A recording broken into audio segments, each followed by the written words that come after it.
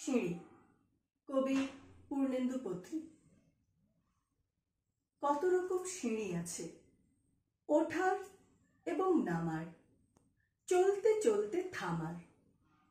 সরল সিঁড়ি, শীতল সিঁড়ি, পদোন্নতির পিছল সিঁড়ি, অন্ধ এবং বন্ধ সিঁড়ি, কদম ফুলের গন্ধ সিঁড়ি। ওঠার এবং নামার, চলতে চলতে থামার। কত রকম সিঁড়ির ধাপে কত রকম জল, পা পিছললে অধঃপতন, ভাসতে পারো মাছের মতন। ডুব সাঁতারে মুঠোয় পেলে সঠিক ফলাফল। কত রকম জলের ভিতর কত রকম মাছ, চুনোপুঁটি, রাঘব বোয়াল, যার যেরকম নাচ।